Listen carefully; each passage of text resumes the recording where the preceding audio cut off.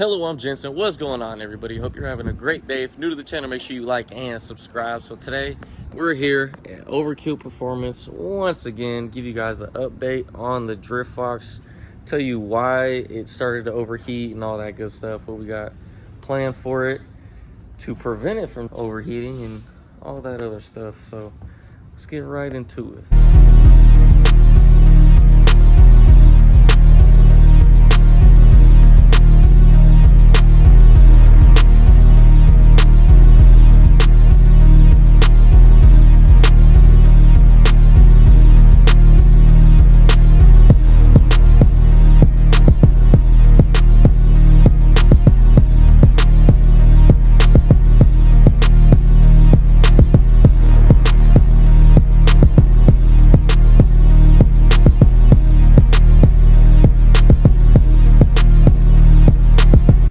All right, what's up, Josh? What's going on, brother? What's going on? How you doing? So yeah, give us the recap. What do you think happened?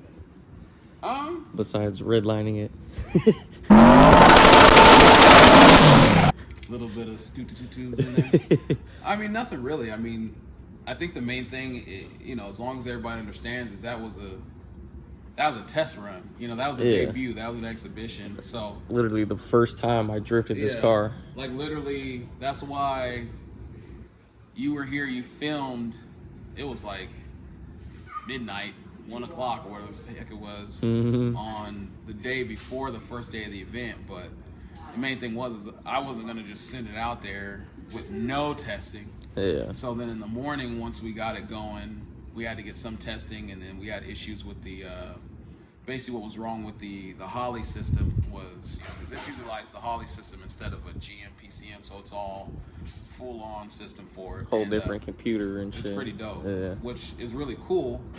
But the one thing is it has a version 1 software, and all the stuff that we had here was version 2. So the tuner who was doing remote stuff was able to come down here with the version 1. Now I have version 1 and the version 4 and 6 for the Dominator and all that stuff, so that's good. But we did that, and then once after we did that, then we had it sliding around out here trying to see, okay, is it doing this, is it doing that, is it going to overheat, what it's going to do. And it was fine. It was actually pretty good. Didn't have any issues with the temp. I think the biggest issue with this system is the way it's set up, and we still have it plumbed the way it was plumbed originally. We just have a better radiator and cooling system set up, but it was plumbed the way that they had it plumbed, and I didn't like the way it was plumbed, but as you see, we literally redid everything on the car. Yeah. I was trying to leave something. So, that was one of the last, like I said, is we already knew the engine was going to be the next thing on the list. Yeah. And once we had it started and running, that's where all the issues started coming up. We had a front main seal that was leaking. There was just a bunch of stuff. So, we sat out here, I had all the guys out here, and instead of them going out to enjoy the day, they stayed out here and busted their butt. Changed the front main seal, changed out a bunch of other, necessary things to just get it ready and set. So, that's really it. It's nothing. I don't think it was anything that was a big of a deal. I haven't had a chance to go back through it, but basically, there's no evidence of any type of, lifted lifted head or anything like that. Yeah, no head gasket or nothing. Yeah, one thing I did notice on the thing was when I did start it to drive it around, the wideband wasn't reading. It says it's unplugged. So I'm hoping that that's new. I think that's one thing that, from your end as the driver, you'll start recognizing is there's certain things on there you'll want to see what it's doing. Yeah. And so, like, if you don't have wideband anymore, it'll still run. It'll just guesstimate and put it into open loop. And for most of the run, you're pretty much open loop anyways. Yeah. So it's usually okay. But, that's the kind of stuff that we always want to make sure of, because the way that the system is set up, it's not conventional. We don't have full exhaust. We're running shortened side exhaust. It's a twin setup. Definitely not conventional. Yeah, conventional by there's any nothing means. Really there's nobody that we can really look at and be like, okay, this is how they did it. Let's do it like that. Yeah. So we're kind of just figuring it out. You know, we don't claim to be, you know-it-alls in this area. There's things to learn. You know, like I said, Most getting used to the drifting aspect and seeing what it's going to need moving forward and kind of going from there. Hell yeah. But yeah, overall, this car is stupid fun. Yeah. Stupid fun. Like, there'd be a point where I thought I was gonna spin out, but there's just more steering angle, Yeah. so you can just keep turning. I mean, this is as much of a difference from what you usually were drifting as you could get. Yeah. You know, you go from a heavy 4-door, you know, sedan, Supercharged. supercharged, you know, auto, you know, to a full-on lightweight Fox body, LS power, twin turbo, you know, manual, Holly tuned, actual drift car, you know, with actual angle kits, actual, you know. And I think that's the fun thing. I think the cool thing is a lot of people are impressed with you being able to drift it without using the handbrake. And the funny thing is what a lot of people don't understand is muscle memory and just what you're used to. Yeah. It's like you would have to get used to using the handbrake Exactly. first, you know? Yeah. So it's like it's not so much that he doesn't want to use it or doesn't have to use it. Technically, he doesn't have to use it because it has a lot of power. But it's like, you know, being able to, the more seat time you get, the more you'll be able to figure it. Yeah, for sure. Because the whole event, I only grabbed it once. Yeah. Only one and time. I could tell you were trying to do it on purpose. Yeah. I could tell you went out and you're like, I'm going to use the handbrake. Yeah, because with this much power, people were like, oh, you should clutch kick, blah, blah, blah. I don't want to, like, completely abuse the car, you know? I mean, it's got the twin clutch and all that other stuff in it. It should be able to handle it. It's a super lightweight car. But I mean, that's the other thing too that a lot of people don't understand is, you know, Mustangs like this, it takes a lot of work to make these things hook on the track, you know, from a drag standpoint, because that's what we're most familiar with. But they like to slide a lot as is. Yeah. So, I mean, literally, you're talking, you know, north of 700 horsepower in something that's 2,500 pounds. You flick the Stupid throttle, hella light, yeah. and it doesn't matter where you're at. It just wants to float. You know? So I think it's gonna be fun. Definitely seeing everybody drive it got me all excited. I'm like, I'm excited to learn how to drift. You know, Yeah, we're gonna have to teach Josh how to drift. Yeah. So we'll one of these days we're gonna rent out the skid pad. We've been looking it up for a while, and then you know, we're gonna have Jensen train me and Jake.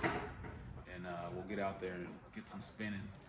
And then like I said too, at some point I still want to put at least some 17s on there. Yeah. I can't fit no 15s, even though at this power level it'll need 15s. But put some 17-inch radials on there and like see what it does at the track. Take it to the strip.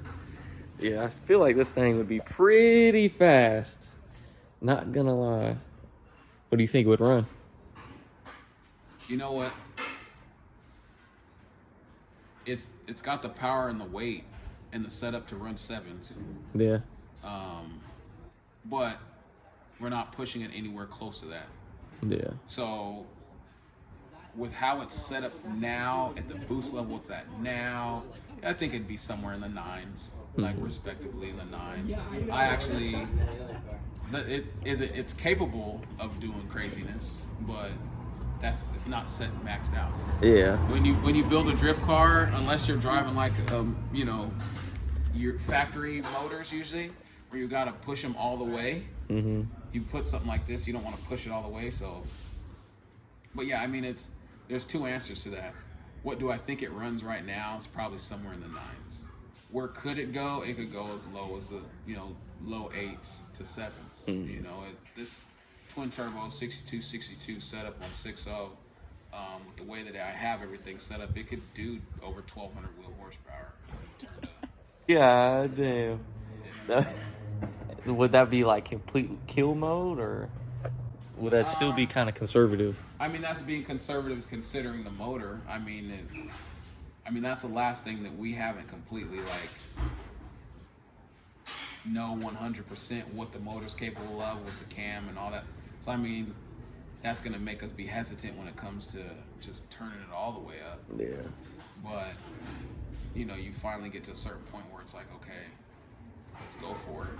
I feel like we can do some fun stuff, but then it's so light and you don't have the right suspension to hook something that's light. Yeah, So exactly. then now you end up with a car that makes too much power and you go slower. Just spinning and there's yeah. a lot to it. There's a lot to it. This is a purpose-built drift car.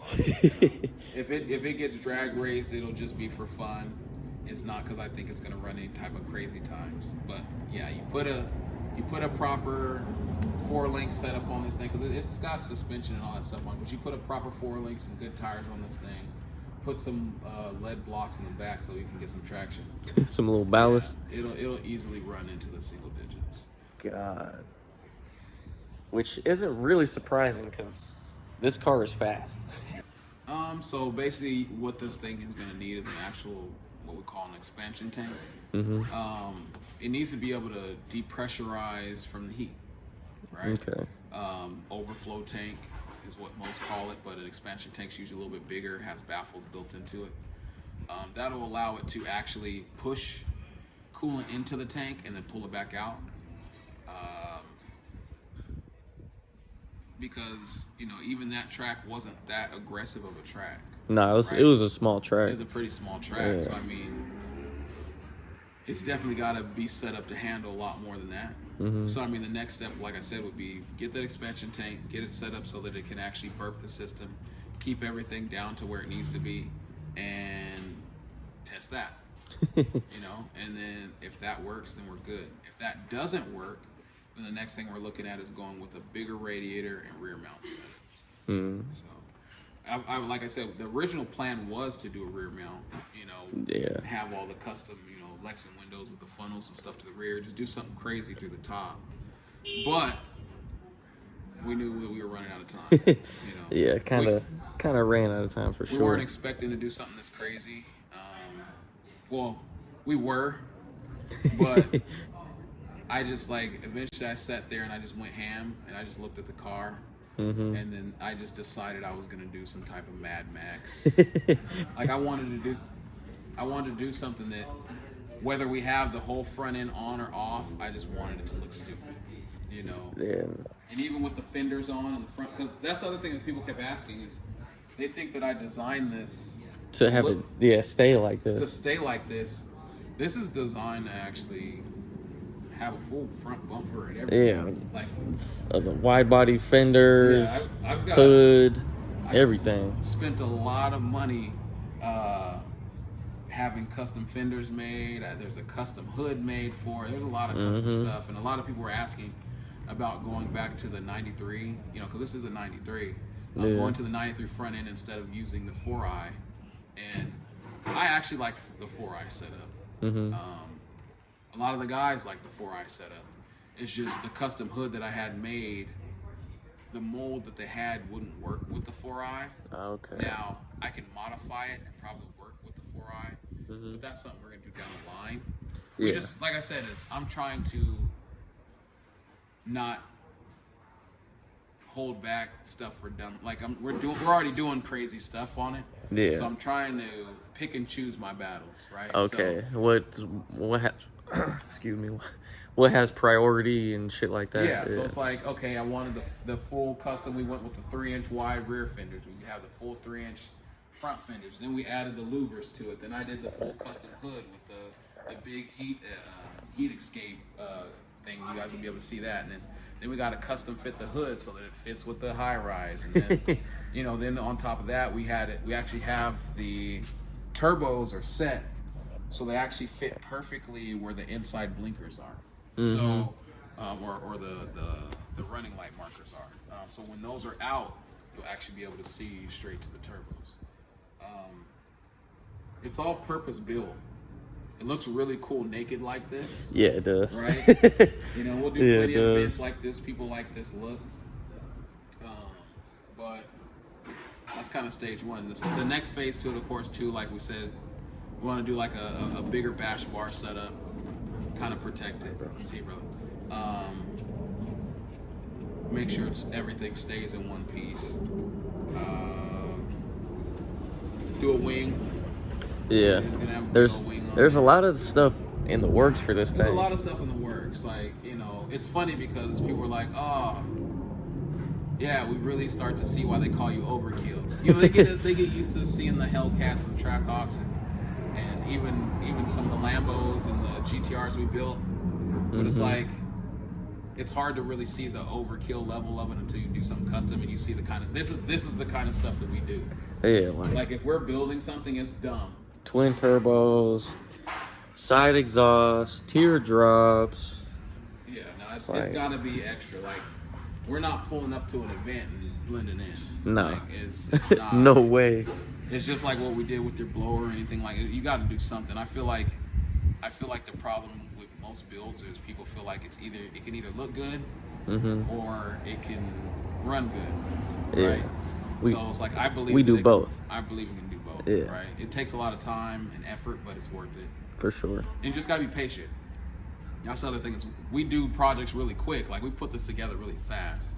Stupid hella fast. Yeah, but you know, that's because it's crazy to think that this is really a small part, you know, of what we have coming forward. Yeah, like this thing is gonna look dramatically different within the next month or two. Yeah. So like, that's the plan. It's just it's gonna be a build. I know I keep telling everybody, oh, I'm gonna start the page, and you guys will be able to see some more updates. It's happening, so it's in the works. Like you said, go ahead, subscribe. Overkill everything. Overkill everything on YouTube. My personal page is gonna be Overkill Performance on Instagram, and then Overkill Everything is a shop page. Just a quick update for you guys on the Driftfox. A couple more cooling things coming for it. Try and get that. How'd you like that little having cooling bug fixed? Actual harnesses. Instead of, I like them instead of the ratchet belt. Yeah, I like them. You know, I just bought those, but I can always use them on something else. But any sponsors? You know, you guys saw what we're trying to do. You know, there's. It was funny when we said there wasn't going to be anything out there that looked like what we were doing. And there were people like, oh, it's a Fox body. There were plenty Fox bodies out there that look nothing like this thing. You get it. There's nothing that's going to be out there that looks like what we are going to do. You know, we're going to make the turbos be the headlights and try and shoot flames and just be purpose-built crazy and keep it clean too. You know, it's a clean. It's not a show car.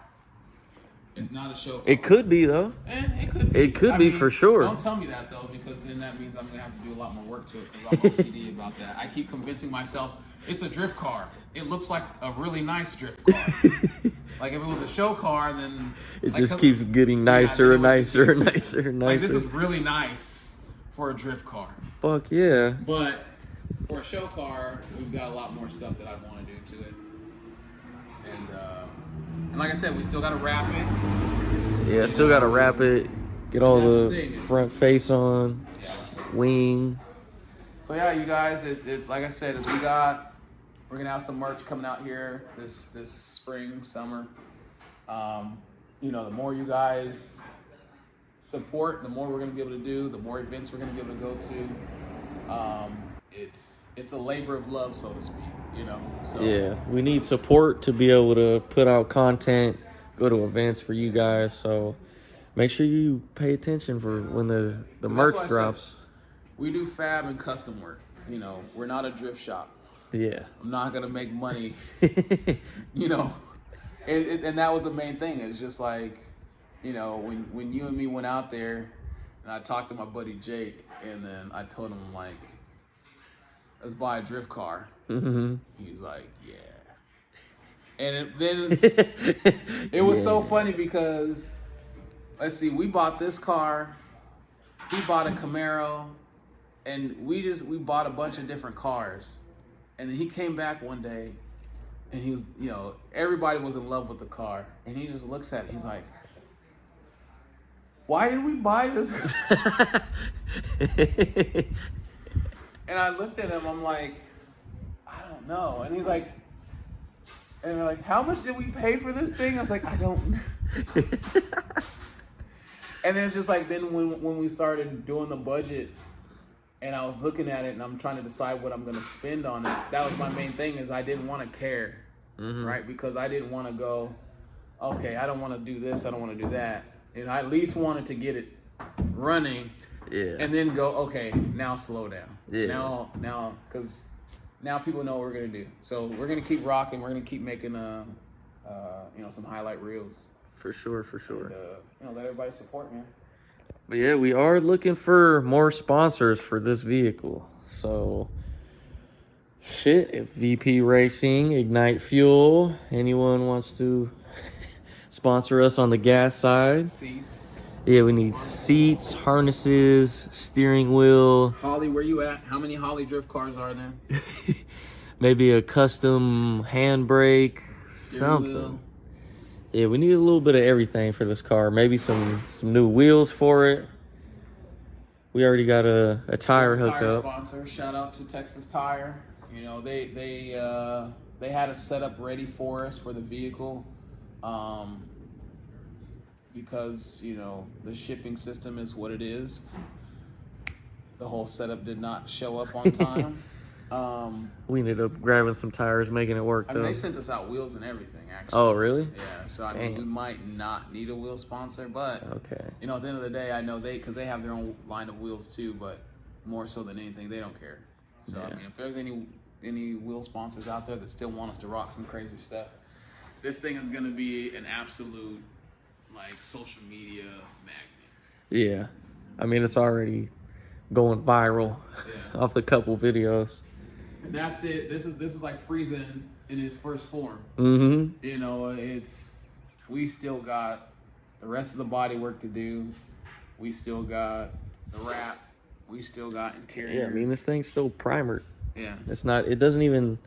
It looks pretty, but it's not at its prettiest yet. There's no makeup on it or nothing like that yet. I kind of like that aspect. It's like as soon as it rolled off the trailer, it's very Mad Max. Yeah, it is. And all the adjustments and changes we made to the cage and the frame and stuff. Like when I was talking to Marcus, we left all that stuff uncoated. Instead of going back and painting it again, we left it just to be like, oh, they went through here. We had to redo so much stuff, and it's all the extra stuff that's unpainted and that's in there is just show. We went through, pulled everything, the dash and the bar behind it, and in the trunk, and underneath. There's stuff underneath the car you can't see, in the front of it. It was a lot. Definitely a lot. Went through the whole car. Yep. From the fuel system to the turbos. Just haven't dug into the motor. That's the only thing left. Fingers crossed. LSs are reliable, right? Oh, man. We hope so. Yeah, hopefully there's no head gasket issues or anything. Yeah. But it's stuff we can fix. That's the other thing with the LSs. LSs are super easy to work on. It's the easiest V8 you can work on, right? So at least if it does break. But the plan is to at least keep this thing on the road for a while. And then in the meantime, I can build another, a heavy-duty iron block 5.3 or, something like that. They can really handle some heavy boosts, and we can just turn it all the way up. That would be dope. You got to do it once just to say you did it, right? Exactly. I'd never owned a drift car, built a drift car, driven a drift car, never really even drifted before. So it's like getting old. Might as well. Might as well try it out, huh? I'm in my 30s now, so I feel like I'm about to peak before. Oh God. But yeah, definitely got to get you in here. This thing is hella fun. What do you guys think? Comment down below. You guys want to see Josh drifting the Driftfox? It's only right. Yeah, I would like to drive this thing on Willow Springs, go down to LA, and do all that. But we got to make sure the car is dialed first before we go on a when was that event that you were looking at possibly doing? July 10th, I think it was. Okay. That gives us more than enough time to fix the issues, get it tested, and then kind of figure out from there, what else is left. Okay. Yeah, that's doable. That's really it. I feel like the power's where it needs to be, the tune should be where it's need to be. There's a few changes I wanted to make. I definitely feel like the wideband was way too close to the turbo. The heat's gonna kill that. We're definitely gonna be going through widebands, spitting flames to that thing. All right, so that was the update on the Driftfox. A lot coming for that car. There's so much stuff that's gonna make that car look completely different. Like Josh was saying, that's only version 1. So stay tuned for that. Stay tuned for the merch that's coming out. Let me know your guys' thoughts on the car. Do you guys like the Driftfox? It's kind of hard not to like it, but that's pretty much going to be the end of this video. Thank you guys for watching. I appreciate it. Make sure you like, subscribe, comment, share, hit the bell, thumbs up, all that stuff. We'll see you in the next video. Deuces. In Las Vegas, victory lane for Fox Television. Ricky Bobby, today's big winner. Heck of a win for you today, but it seems as you can either win or crash the car trying to win. Well, Dick, here's the deal. I'm the best there is, plain and simple. I mean, I wake up in the morning, I piss excellence, and nobody can hang with my stuff. You know, I'm just a big, hairy American winning machine. If you ain't first, The bumper you're last. kind of good there, You know, my guy. I'm talking about that phrase, trademark, not Ricky Bobby. They didn't see nothing.